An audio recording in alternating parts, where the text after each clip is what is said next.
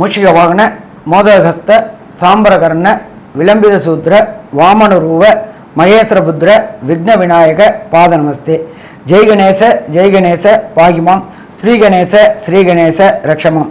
Sri Bhagavathi YouTube channel நேயர்களுக்கு astrologer Harihara சர்மாவின் பணிவான நமஸ்காரங்கள். சக்தி ஜோதிட குழுவின் சார்பாக சனிப்பெயர்ச்சி, சனி வக்கர பயிற்சியினுடைய பலன்களை பற்றி பார்ப்பதற்காக அடியேன் சக்தி சோமையாகிய நானும் டாக்டர் கே.எஸ். ஐயங்கார் அவர்களும் டாக்டர் ஹரிஹர சர்மா ஐயா அவர்களும் வந்திருக்கின்றோம்.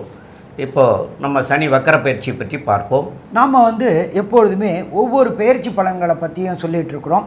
அதே போல் மாத பலன்களை பற்றியும் சொல்லிகிட்டு இருக்கோம், வருஷ பலன்கள் பற்றியும் சொல்லிகிட்டு இருக்கிறோம். அதுபடி இப்போ இந்த காலகட்டங்களில் சொல்ல போகிறது அப்படின்றது சனி பகவானுடைய வக்ர பலன்கள் அப்படின்றது. வக்ரம்னா என்ன? ரிட்ராகேஷன், பின்னோக்கி செல்வது, சனி பகவான் பலம் இழக்கிறது அப்படின்றது. இப்போ பார்த்தோம்னாக்க இந்த காலகட்டங்களில் இருக்கிறதுலையே நியாயமான கிரகம், இருக்கிறதுலையே சத்தியமான கிரகம், ஈஸ்வர பட்டம் பெற்ற கிரகம் அப்படின்னாக்க நம்ம சனீஸ்வர பகவானை தான் சொல்லுவோம். ஏன்னாக்க ஆனானப்பட்ட ஒழுக்கசீலனான நல சக்கரவர்த்தியே 7.5 வினாழிகை ஜலத்தில் வச்சு வேடிக்கை பார்த்தவர் அவர். அப்போ சத்தியத்துக்கும் தர்மத்துக்கும் கட்டுப்பட்டவர் சனீஸ்வர பகவான். அப்போ அந்த சனீஸ்வர பகவான் பலம் இழக்கும் பொழுது எந்தெந்த ராசி என்பவர்களுக்கு என்னென்ன நற்பலன்கள் இருக்குது, என்னென்ன கெடுபலன்கள் இருக்குது அப்படின்னு பார்க்க போகிறோம். இதில் என்ன ஒரு விசேஷம் அப்படின்னாக்க எல்லாருமே கேட்பாங்க, என்ன இது கும்பராசியில் தானே இருக்கிறாரு அவர், ரிட்ராகேஷன் ஆகி என்ன நட்சத்திரத்தில், ஒரு நட்சத்திர பாதத்தில் தானே வர்றாரு, அதனால் என்ன பெரிய பலன்கள் வந்துருமா அப்படிம்பாங்க. கிடையாது. இப்போ இந்த சனி வக்ரம் தொடக்க காலகட்டங்கள் அப்படின்றது 19/6/2024 அன்றைக்கி கிழமை அப்படின்றது புதன்கிழமை மத்தியானம் 3:09 சதய நட்சத்திரம் 3ஆம் பாதம் கும்பராசியில் ஆனி மாதத்திற்கு 5ஆம் தேதி அவர் வக்ரம் தொடங்குறாரு. வக்ரம் முடியக்கூடிய காலகட்டங்கள் அப்படின்றது 4/11/2024 அன்றைக்கி கிழமை அப்படின்றது திங்கக்கிழமை 3:22 வக்ர நிவர்த்தி ஆகிறாரு. அவர் வக்ர நிவர்த்தி ஆகக்கூடியது அப்படின்றது சதய நட்சத்திரம் 1ஆம் பாதத்தில் கும்பராசியில் அன்றைக்கி கிழமை அப்படின்னு பார்த்தோம்னாக்க ஐப்பசி மாதம் 19ஆம் தேதி. இதில் என்ன ஒரு விசேஷம் அப்படின்னாக்க சனி பகவானுக்கு சூரிய பகவான் 5ஆம் இடத்துல வர காலகட்டங்களில் வக்ரம் தொடங்குது. அவர் சூரிய பகவான் வர்றது அப்படின்றது மிருகசீரிஷ நட்சத்திரத்தில் வரார். அடுத்தது அந்த சனி பகவானுக்கு சூரிய பகவான் 9ஆம் இடம் சுவாதி நட்சத்திரம் துளாராசியில் வரும்பொழுது வக்ர நிவர்த்தி அடையுது. அப்போ இந்த காலகட்டங்கள் அப்படின்றது சற்றேறக்குறைய 140 நாட்கள் வரும். ஒரு சில பேர் சொல்லுவாங்க, வாக்கியம் திருக்கணிதம் ரெண்டுக்கும் டிஃப்ரெண்ட் வருது அப்படிம்பாங்க. எவ்வளோ டிஃப்ரெண்ட் வரும் அப்படின்னாக்கா அப்ராக்ஸாக ஒரு 10 நாளுக்குள்ளார வரக்கூடிய வாய்ப்புகள் உண்டு. இது 140 நாள், அது 150 நாள் வரும். திருத்தப்பட்ட கணிதம் திருக்கணிதம், இது வாக்கியம். நம்மளோட பொறுத்தளவுக்கு கோயில்கள்லேயும் சரி இதுலேயும் சரி ஆகம சாஸ்திரப்படி ஃபாலோ பண்ணுறது அப்படின்றது வாக்கியம். இப்போ நாங்கள் சொல்கிறது வாக்கியப்படி பலன்கள் சொல்கிறோம். சரி, இப்போ என்னென்ன பலன்களை தருவார் சனி பகவான்? சனியை போல் கொடுப்பவரும் இல்லை, சனியை போல் கெடுப்பவரும் இல்லை. சனி கொடுப்பதை யாராலும் தடுக்க முடியாது அப்படின்றது நம்மளோட ஜோதிட சாஸ்திரத்தில் சொல்லப்பட்டிருக்கு. அப்போ கொடுக்கறதுலையும் அவரை தடுக்க முடியாது, அவர் கெடுக்கணும்னு நினச்சாலும் தடுக்க முடியாது. அவ்வளோ ஒரு பலம் வாய்ந்தவர் சனி பகவான். இப்போ இந்த சனி பகவானை பொறுத்தளவுக்கு நம்ம எப்படி பலன்கள் சொல்ல போகிறோம் அப்படின்னாக்க ராசி அம்சம் இதுதான் எல்லாத்துக்கும் முக்கியமானது. ராசியில் சனி பகவான் எங்கே இருக்காரு, அம்சத்தில் சனி பகவான் எங்கே இருக்கிறாரு அப்படின்றது தான். இப்போ இந்த ராசிக்கு அம்சத்தில் பொறுத்தளவுக்கு இந்த 140 நாள் அவர் பின்னோக்கி வரக்கூடிய நாள் அப்படின்ற பொறுத்தளவுக்கு சற்றேறக்குறைய கும்பத்துலேருந்து மகரத்துக்கு வரத்துக்கு கிட்டத்தட்ட ஒரு 1.5 மாதம் ஆகும். சரி, 2 மாதம் கிட்ட வந்துடும். 59 நாள்லேருந்து 60 நாள் வந்துடும். அதுக்கு அடுத்தது மகரத்துலேருந்து தனுருக்கு வரத்துக்கு கிட்டத்தட்ட ஒரு 1.5 மாதம் ஆகும். அதுக்கு அடுத்தது தனூர்லேருந்து இது பண்ணுறதுக்கு கிட்டத்தட்ட 1 மாதம் ஆகும். அப்போ சற்றேறக்குறைய 140 நாள் இவர் அந்த இடத்துல நின்று பலன் தரார். இதில் இன்னொரு விசேஷம் என்ன அப்படின்னாக்க இந்த ராசியிலேருந்து அம்சத்தில் நட்சத்திரத்தை பார்க்கும்போது சதய நட்சத்திரத்தை பொறுத்தளவு சதய நட்சத்திரம் 1 அப்படின்றது தனுர் ராசி. அந்த தனுர் ராசியை நாம் என்ன ராசின்னு சொல்லுவோம் அப்படின்னாக்க நிலராசி அப்படிம்போம். அப்போ நிலராசியில் சனி பகவான் வக்ரம் ஆகும்பொழுது என்னென்ன நற்பலன்களை தருவார், என்னென்ன கெடுபலன்களை தருவார் அப்படிம்போம். அதுக்கு அடுத்தது மகர ராசி. மகர ராசியை பொறுத்தளவுக்கு நம்ம ஜலராசி அல்லது நீர் ராசி அப்படிம்போம். அப்போ நீர் ராசியில் சதய நட்சத்திரம் ராகுவோட நட்சத்திரத்தில் சனி பகவான் டிராவல் பண்ணும்பொழுது என்னென்ன பலன்களை தருவார் அப்படிம்போம். அதே போல் பொறுத்தளவுக்கு சதய நட்சத்திரம் கும்பராசி, அது காற்று ராசி. காற்று ராசி அப்படின்ற பொறுத்தளவுக்கு நமக்கு எல்லாருக்குமே தெரியும். காற்று மாசுபடுறதுனால என்னென்ன உபாதைகள் வருது அப்படின்றதை பார்த்துருக்கோம். நம்ம டெல்லியிலேயே பொல்யூஷன் ப்ராப்ளம் வரும்பொழுது வீட்டிலேயே முடங்கி கிடக்க வேண்டிய சூழ்நிலை ஆகி போயிடுச்சு. மெட்ரோ ரயிலேருந்து எல்லா போக்குவரத்தும் முடக்கப்பட்டுருச்சு. அப்போ காற்றில் ப்ராப்ளம் என்னென்ன வரும் அப்படின்றது தெரிஞ்சு போச்சு. அதை மாதிரி வரும்பொழுது ஒவ்வொரு ராசிக்கும் அவர் வரும்பொழுது இருக்கக்கூடிய நாட்கள் 1.5 மாதம் 2 மாதம் 1 மாதம் இந்த 140 நாட்களும் என்னென்ன பலன்களை தருவார் அப்படின்றதையும் நம்ம பார்க்குறோம். அடுத்தது அவர் சனி பகவான் வர்றது யாரோட நட்சத்திரத்தில் வராரு அப்படின்னா ராகுவோட நட்சத்திரம். ராகு சனி காம்பினேஷன் என்னென்ன ப்ராப்ளங்களை பண்ணோம் அப்படின்றதையும் நம்ம பார்க்க போகிறோம். இதை தவிர சனி பகவானுக்கு உண்டான பிரீத்திகள் என்னென்ன அப்படின்ற ரொம்ப சிம்பிளாகவே பிரீத்தி பண்ணலாம். எந்த கிரகத்தினால ப்ராப்ளமோ அந்த கிரகத்துக்கு சரணாகதி அடைகிறது. அப்போ நம்ம சனி பகவானால் ப்ராப்ளமா, சனிக்கிழமை என்னென்ன காரியம் பண்ணணும், சனிக்கிழமை நாம் இருக்கிற இடத்துக்கு கோயிலுக்கு பக்கத்தில் உள்ள புராதான கோயில்களில் உள்ள நவகிரகத்தில் சனீஸ்வர பகவானுக்கு ஒரு 3 எல் தீபம் 9 முறை பிரதட்சணம். 1 எளிய பரிகாரம். அதுக்கு அடுத்தது 2வது பரிகாரம் அப்படின்றது சனி அப்படின்னாலே இரும்பு சம்பந்தப்பட்டது. அப்போ இரும்பு சம்பந்தப்பட்ட தானங்கள் யாருக்கு கொடுக்கலாம் அப்படின்னாக்க சனியை நம்ம என்ன சொல்லுவோம், மந்தக்காரகன்னு சொல்லுவோம், மெல்ல நடக்கக்கூடியவர். ஏன்னு கேட்டிங்கன்னா கிரகத்திலேயே ஊனமுற்ற கிரகம் அப்படின்றது சனீஸ்வர பகவான். அப்போ இந்த ஊனமுற்றவங்களுக்கு, அதாப்பட்டது கைகால் ஊனமுற்றவங்களுக்கு, அதுவும் ஸ்பெஷலாக பார்த்தோம்னா கால் ஊனமுற்றவங்களுக்கு இந்த மெட்டல் கால் வாங்கி கொடுக்கறது, இது செய்தோம்னாலும் கண்டிப்பாக நல்லது நடக்குமா, நல்லது நடக்கும். சரி, இதெல்லாம் செய்ய முடியாது, ஒரு சின்ன எளிய பரிகாரமாக சொல்லுங்கள் அப்படின்னாக்க ஓம் காகத்வஜாய வித்மகி கட்க ஹஸ்தாய தீமகி தன்னோ மந்த பிரஜோதயாத் இந்த காயத்ரியை சொல்லிட்டு வந்தீங்கன்னாலும் சிறப்பாக இருக்கும். இதை தவிர நம்ம பார்த்தோம்னாக்க அருகில் உள்ள அநாத குழந்தைகளுக்கு உண்டான ஆசிரமத்தில் உண்டான குழந்தைகளுக்கு உண்டான உணவு பதார்த்தங்கள், அதுவும் பார்த்தீங்கன்னாக்கா சுடுசாதமாக கொடுக்கறது.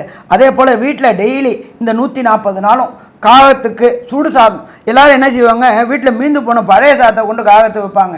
அது மேலும் பாவத்தை கூட்டக்கூடிய காரியம்.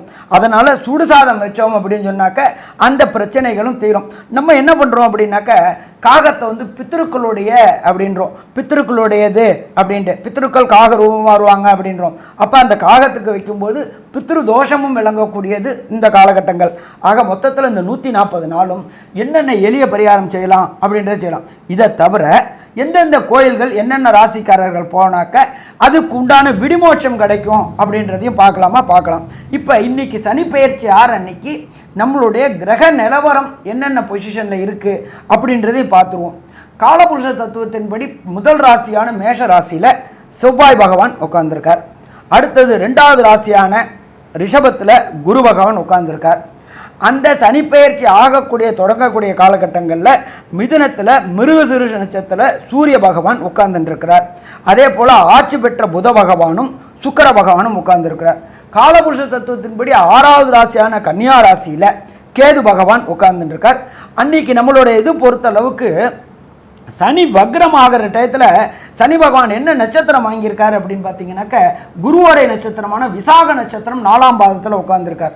இதை தவிர 11ஆம் இடமான கும்பத்தில் சனி பகவான் ஆட்சி பெற்ற சனி பகவானும் காலபுருஷ தத்துவத்தின்படி 12ஆம் இடமான மீனத்தில் ராகு பகவானும் கொண்ட நிலையில் இந்த சனி வக்ரம் இருக்குது. இப்போ சனி வக்ரம் அப்படின்றத பொறுத்தளவுக்கு மெல்ல செல்லும் கிரகங்கள், விரைவாக செல்லும் கிரகங்களில் மெல்ல செல்லும் கிரகங்கள் சற்றேறக்குறைய 2.5 வருஷம் அப்படின்னு பார்த்தா 24 6 30 மாதம். அதை 9ஆல் வகுத்தோம்னா சற்றேறக்குறைய 3.5 மாதம் ஒவ்வொரு கிரகத்துக்கும் இருக்கார். இப்போ இந்த வக்ர காலகட்டங்களில் ஒவ்வொரு ராசிக்கும் என்னென்ன நற்பலன்களை செய்வார், என்னென்ன தீய பலன்களை செய்வார், தீய பலன்கள் நடக்கும் பொழுது என்ன எளிய பரிகாரம் செய்யலாம் அப்படின்றத பார்ப்போமா. கடகம் புனர்பூசம் பூசம் ஆயில்யம்.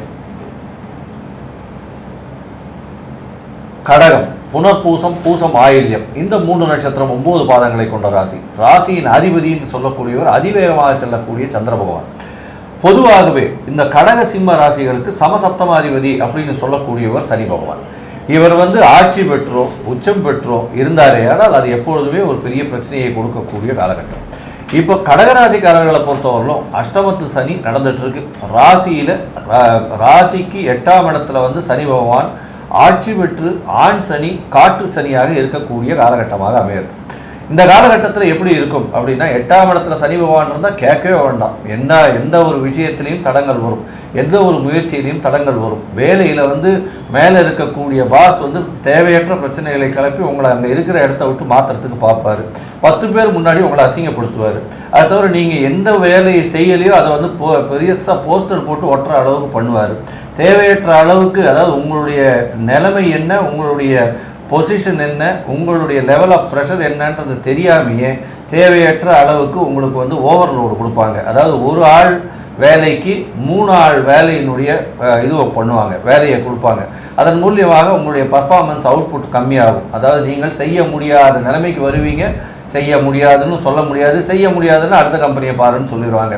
அதனால் உங்களுக்கு மேலே இருக்கக்கூடிய மேலாளர் மூலியமாக பிரச்சனைகள் அதிகமாக இந்த அஷ்டமத்து சனியில் வரக்கூடிய வாய்ப்புகள் மிகவும் அதிகம். அதுவும் இப்போ வக்கரகதி அடையுது. இதில் என்ன ஆகும் அப்படின்னு பார்த்தலையானா, ராசியில் 8ஆம் இடத்துலேயே தான் இருக்க போகிறார். இருந்தாலும் நவாம்சத்தில் பார்த்தேன்னா 3 கட்டங்கள் போகிறார். அதாவது 8, 7, 6 இந்த 3 இடத்துக்கு போகிறார். இப்போ 8ஆம் இடத்துல இருக்கக்கூடிய இடத்துல பார்த்தேன்னா முதல் 2 மாதமான 19/6/2024 ஒரு 2 மாதம்னு வச்சிங்கன்னா 19/8/2024 வரலும் உண்டான காலகட்டத்தில் உங்களுக்கு தூக்கமின்மையை கொடுப்பார். படுத்து தூங்க கூட முடியாது. 8ஆம் இடத்துல வந்து சனி பகவான் வர்றதுனால ஒரு நாளைக்கு 18லேருந்து 20 மணி நேரம் உழைக்க வேண்டிய கட்டாயத்துக்கு ஆளாவீங்க. ஒரு இடத்துலேருந்து இன்னொரு இடத்துக்கு அலைச்சல் அதிகமாக போகக்கூடிய வாய்ப்புகள் மிகவும் அதிகம். இதோட பார்த்தலையானால் 10 பேருக்கு நடுவில் அசிங்கப்பட வேண்டிய காலகட்டமாக அமைய போகிறது. இந்த காலகட்டத்தில் ரொம்பவும் பொறுமை காக்கிறதும், யாருக்கும் தேவையற்ற ஒரு ஜாமீன் கையெழுத்து போடுறது, இந்த மாதிரியான விஷயங்களில் தலையிடாமல் இருக்கிறது ரொம்பவும் நல்லது. உடல் நலத்தில் ரொம்ப ஜாகிரதையாக இருக்கிறது ரொம்பவும் முக்கியம். ஏன்னா 8ஆம் இடத்துல ஆயுள் ஸ்தான அதிபதி, ஆயுள் காரகனான சனி பகவானை போய் அங்கே ஆட்சி பெற்று போயிருக்கார். உடல்நிலையில் சற்று செட்பேக் வரும். அதாவது என்ன சொல்கிறது, எலும்பு சம்பந்தமான பிரச்சனைகள், அதை தவிர வந்து கழிவு சம்பந்தமான பிரச்சனைகள், கிட்னி சம்பந்தமான, கிட்னியிலேருந்து இது யூரினேஷன், இந்த மாதிரியான பிரச்சனைகள், யூரினரி இன்ஃபெக்ஷன்ஸ், இந்த மாதிரியான பிரச்சனைகள் வரக்கூடிய வாய்ப்புகள் நிச்சயமாக உண்டு. பொதுவாக இந்த 8ஆம் இடத்தில் இருக்கக்கூடிய சனி பகவான் அவ்வளோ பிரச்சனையை கொடுப்பார். தொழிலுக்கு அதிகமாக இன்வெஸ்ட் பண்ணி மாட்டிக்காதீங்க. கொஞ்சம் பொறுமையாக இருங்க இந்த காலகட்டத்தில். அதாவது இந்த 2 மாதம், முதல் 2 மாதம் கொஞ்சம் பொறுமையாக இருக்கிறது ரொம்பவும் நல்லது. இப்போது உங்களுடைய ராசிக்கு 7ஆம் இடத்துல சனி பகவான் வரும்போது எந்த ஒரு மாற்றத்தை, 7ஆம் இடத்துக்கு சனி பகவான்னு சொல்லும்போது நவாம்சத்தில் 7ஆம் இடத்துல சதயம் 2ஆம் பாதத்தில் வரும்போது எந்த விதமான மாற்றத்தை கொடுப்பார் அப்படின்றத ஐயா ஹரிஹர சர்மா கிட்ட கேட்போம். ஐயா நல்லா தெளிவாகவும் விளக்கமாகவும் விரிவாகவும் சொன்னீங்க. 8 அப்படின்னாலே கஷ்டம் கஷ்டம் கஷ்டம். சரி, ஓரளவுக்கு நம்ம 7ல் வந்தாலாவது கஷ்டம் தீருமா அப்படின்னாக்க இன்னும் கூடக்கூடிய வாய்ப்புகள் உண்டு. உங்களுடைய லைஃப் பார்ட்னர் கூட தேவையற்ற வாதம், விதாண்டாவாதம் ஏற்படக்கூடிய வாய்ப்புகள் உண்டு. என்றைக்குமே சந்திரனுடைய ராசிக்கு சனி பகவான் பகை பெற்றவர். நீங்கள் அறம்னீங்கன்னா உங்கள் ஒய்ஃபு குரம்பாங்க, நீங்கள் குரம்னீங்கனாக்கா அவங்க குதிரம்பாங்க. அப்போ இந்த 140 நாளும் ஃபெவிக்விக்கை போட்டுட்டு கேட்குற கேள்விக்கு ஆமாம் இல்லை அப்படின்னு சொன்னால் 140 நாள் சந்தோஷம் இருக்கும். இல்லை, இந்த 140 நாளும் சந்தோஷம் பறிபோகும். ஏற்கனவே 2.5 வருஷம் அஷ்டமத்தில் சனி நடக்குது, ஆட்டி பறிச்சுக்கிட்டு இருக்குது. பொது இடத்துல தேவையில்லாத அசிங்கம், அவமானம், செய்யாத தப்புக்கு தண்டனை, செய்யாததுக்கு அவமரியாதை எல்லாம் இருக்குது. சரி, 140 நாளில் ரிலாக்ஸ் ஆகலாம் அப்படின்னு பார்த்தா கொஞ்சம் எச்சரிக்கையோட ஃபெவிக்விக்கை போட்டுக்குங்க. கேட்குற கேள்விக்கு ஆமாம் இல்லைன்னு மட்டும் சொல்லுங்கள். உங்களை வடைய என்ன சொன்னால் வடைய மட்டும் எண்ணுங்க, தொலைய என்ன சொன்னால் தொலைய மட்டும் எண்ணுங்க. ரெண்டுத்தையும் எண்ணி நீங்கள் அதிபுத்திசாலின்னு நினச்சா ஃபஸ்ட்டு ரூட்டு உங்களுக்கு தான் வைப்போம். அப்போ இந்த காலகட்டங்களில் 7ஆம் இடத்துல நவாம்சத்தில் இருக்கிற சனி பகவான் ஆட்டி படைப்பார். சரி, அடுத்தது 7 அப்படின்றது தொழில் பார்ட்னருக்கும் நம்ம அதை தான் சொல்லுவோம். ஏற்கனவே சந்திர ராசியை சேர்ந்தவங்க 7ஆம் இடம் சனி பகவானுடையது. ஏற்கனவே தொழிலில் 7ஆவது கூடமாக இருந்துகிட்ருக்கோம். இந்த காலகட்டங்களில் இன்னும் அது பெரிய ஏமாற்றத்தை கொடுக்கும். ஏன்னா அவர் வாங்கியிருக்கிற நட்சத்திரம் ராகுவோட நட்சத்திரம். ராகு அப்படின்னாலே பிரம்மாண்டம், பெரிய கதையெல்லாம் பேசுவாங்க. கடைசியில் புஷ்ஷுன்னு காற்று போன பலூன் மாதிரி போயிடும். அப்போ இந்த காலகட்டங்களில் உங்களுடைய தொழில் பார்ட்னர்கிட்ட எச்சரிக்கையாக இருங்க. எந்த முடிவையும் அவர் எடுக்க விடாமல் நீங்களும் சேர்ந்து நல்ல நிதானமாக எடுத்தீங்க அப்படின்னு சொன்னால் பிரச்சனைகளை தவிர்க்க முடியுமா? தவிர்க்க முடியும். சரி, ஒரு சில இதில் சொல்லுவாங்க அஷ்டமத்தில் சனி தொடர்பு வரணும், குரு பலம் வரணும், அப்போ தான் திருமணம் உண்டான காலகட்டங்கள் வரும் அப்படிம்பாங்க. இப்போ உங்களுக்கு இதில் என்ன ஒரு விசேஷம் அப்படின்னாக்கா, குரு வந்தது 11ல் வந்துட்டார், சனி 8ல் இருக்கிறாரு, நவாம்சத்தில் 7ல் இருக்காரு. அப்போ இந்த திருமணம் தடையான தாமதமான கடகராசி என்பவர்களுக்கு திருமணத்திற்கு உண்டான காரியங்களை தொடங்கலாமா? தொடங்கலாம். என்ன ஒன்றுன்னு கேட்டிங்கன்னா, ஆரம்பமே அமக்கலமாக தான் இருக்கும். ஆனாலும் அதை அனுசரித்து போனோம்னாக்க திருமணத்துக்கு உண்டான தடைகளும் தாமதங்களும் விலகக்கூடிய வாய்ப்புகள் உண்டாகும். ஸோ இந்த காலகட்டங்களில் கடகராசிக்காரங்களுக்கு சனி பகவான் வக்ரமான காலகட்டங்கள் 19/6/2024 4/11/2024 140 நாளில் ஃபஸ்ட்டு 2 மாதம் ஓரளவுக்கு அப்படியே ஓடி போயிடும். அதுக்கு அடுத்தது 1.5 மாதம் கொஞ்சம் ஓஹோன்னு இருக்கும். அதுக்கு அடுத்தது இந்த நவாம்சத்தில் 6ஆம் இடத்துல சதய நட்சத்திரம் 1ஆம் பாதத்தில் வரும் பொழுது இந்த கடகராசி என்பவர்களுக்கு என்னென்ன நற்பலன்களையும் என்னென்ன கெடுபலன்களையும் தருவார்ன்றதை நம்ம ஐயா சக்தி சோமையாகவும் விளக்கமாகவும் விரிவாகவும் சொல்லுவாங்க. ரொம்ப அற்புதமாக தெளிவாக விவரமாக சொன்னீங்க ஐயா. அஷ்டமத்து சனி உங்களுக்கு நடக்கிறது. இந்த அஷ்டமத்து சனி நடந்தாலே கெடுபலன் தான் நிகழும் அப்படின்னு பொதுவான கருத்து, அது எல்லாருக்கும் உலகமே தெரிஞ்ச கருத்து. அப்போது அவர்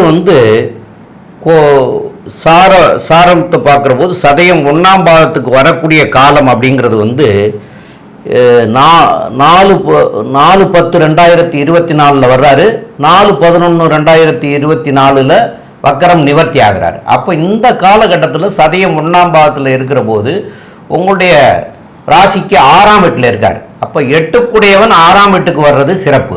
அப்போ 8லர் வக்கரம் இல்லாத போது 8ஆம் இடத்துல இருக்கிற போது செய்யக்கூடிய நிகழ்வுகள்னா பாதிப்பு அதிகம். இப்போ 6ஆம் இடத்துக்கு 8க்குடையவன் 6ஆம் இடத்துல இருக்காரு அப்படிங்கிறது பாதிப்புகள் கொஞ்சம் குறையக்கூடிய காலம். இந்த 1 மாத காலம் பாதிப்புகள் குறையக்கூடிய காலம். இப்போ நான் 6ஆம் இடத்துக்கு வர்ற போது உள்ள காலகட்டத்தை தான் பற்றி பேசுகிறேன்னே தவிர பாக்கி ஐயாக்கு அவங்க 2 பேரும் சொன்னது 7ஆம் இடம் 8ஆம் இடத்துல இருக்கிற போது சொன்ன நிகழ்வு. நான் சொல்கிறது 6ஆம் இடத்துக்கு. அப்போ 6ஆம் இடத்துல அம்சகட்டத்தில் வர்ற காலம் 1 மாத காலம் தான், கடைசி 1 மாத காலம். இதுக்கு தான் நான் சொல்கிறது. இந்த காலகட்டங்களில் 8ஆம் வீட்டு அதிபதி 6ஆம் வீட்டுக்கு வந்திருக்கார் அம்சத்தில் அப்படிங்கிற போது சிறப்பான காலமாக இருக்கக்கூடிய காலமாக இருக்கும். இதில் முன்னேற்றம் தரக்கூடிய காலமாக இருக்கும். ஆக இதில் பார்ட்னரு, அதாவது உங்களுடைய பார்ட்னருக்கெல்லாம் கூட 6ஆம் இடத்துல வந்திருந்தாலும் பார்ட்னரோட பிரச்சனைகள் வர்றதுக்கு உண்டான வாய்ப்புகள் உண்டு. அது குடும்ப பார்ட்னராக இருந்தாலும் சரி, தொழில் பார்ட்னராக இருந்தாலும் சரி, நண்பர்களாக இருந்தாலும் சரி, இதெல்லாம் 7ஆம் இடத்துல இருக்கிறதுனாலையும் 6ஆம் இடத்துல இருக்கிற போதுமே இதெல்லாம் நிகழக்கூடிய வாய்ப்புகள் உண்டு. அப்போ இதுகளெல்லாம் சரி பார்த்து நீங்கள் இந்த காலகட்டங்களில் அதுக்கு தகுந்தபடி ஐயா வாயை மூடிக்கின்னு எல்லாத்துக்கும் ஆமாம் இல்லைன்னு சொல்லுங்கன்னு சொன்னது மாதிரியா போனீங்கன்னா கண்டிப்பாக இந்த காலகட்டத்திலையும் ஜெயிக்க முடியும் அப்படிங்கிறத சொல்கிறோம். மேலும் உள்ள விவரங்களை பற்றி நம்முடைய டாக்டர் கே எஸ் ஐயங்கார் அவங்க சொல்லுவாங்க. ஐயா அற்புதமாக சொன்னீங்க. அதாவது இந்த காலகட்டத்தில் பார்த்தாலேயானால் 6ஆம் இடத்துல சனி பகவான் வரும்பொழுது கொஞ்சம் வேகம் அதிகமாகும், எதிரிகள் அற்ற நிலை வரும். அதை தவிர பார்த்தீங்கன்னா புதிய கடனுக்கு நீங்கள் போவீங்க. இதெல்லாம் கொஞ்சம் பொறுமையாக இருக்கிறது நல்லது. 6ஆம் இடம்ல வர்றது 1 மாதம்தான். 6ஆம் இடம் நவாம்சத்தில் வர்றாரு, இருந்தாலும் அஷ்டமத்து சனி ராசியில் இருக்குது. அதனால் யாராவது உங்களையே கூப்பிட்டு இந்தாங்க கடன் வாங்கிக்கிங்க, தொழிலுக்குன்னு வாங்கிக்கிங்கன்னு சொல்லுவான்.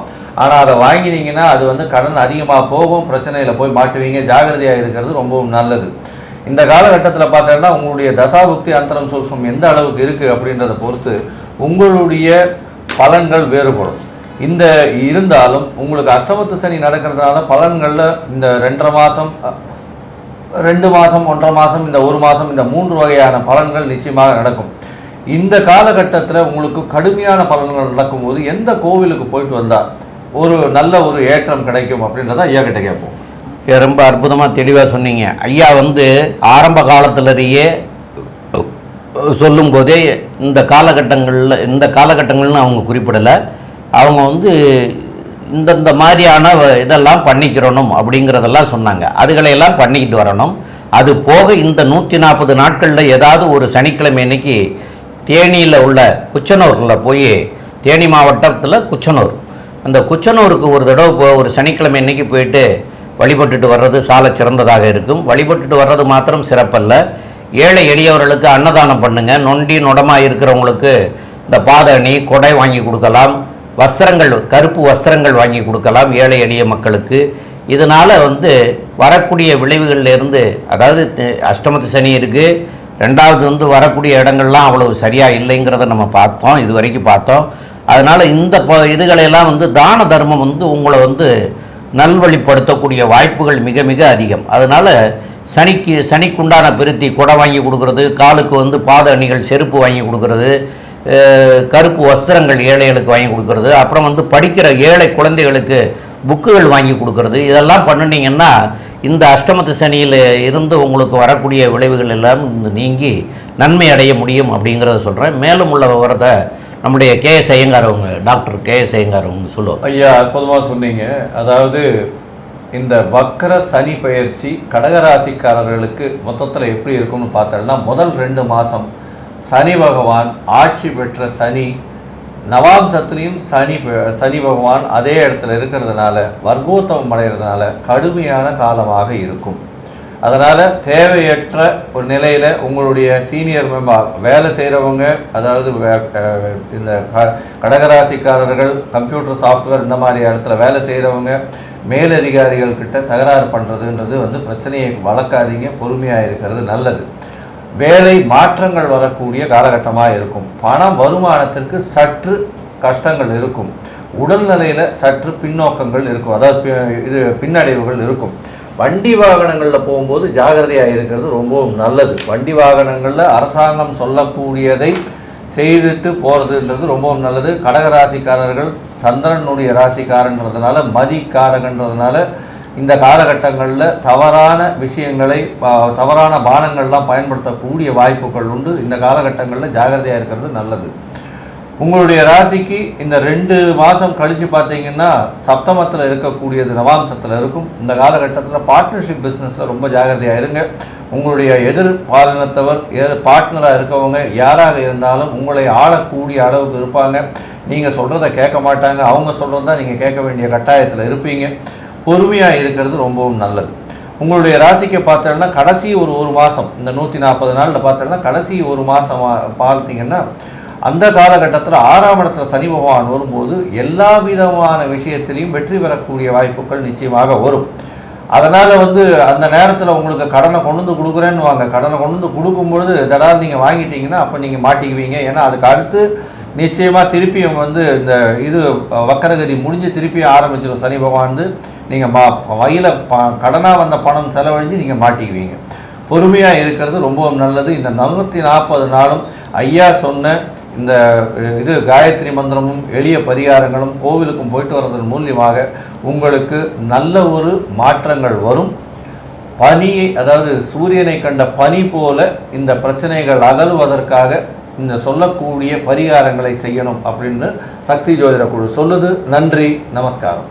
ஸ்ரீ பகவதி யூடியூப் சேனல் பார்த்த அன்பர்களுக்கு நன்றி. இதே போன்று ஆன்மீக தொடர்புடைய, ஜோதிட தொடர்புடைய தகவல்களை தொடர்ந்து நீங்கள் பெற ஸ்ரீ பகவதி யூடியூப் சேனலை சப்ஸ்கிரைப் செய்யுங்கள். மற்றும் அருகில் உள்ள பெல் ஐக்கானை அழுத்தினீர்கள் என்றால் தொடர்ந்து என்னுடைய சேனலை பார்க்க முடியும். நன்றி, நமஸ்காரம்.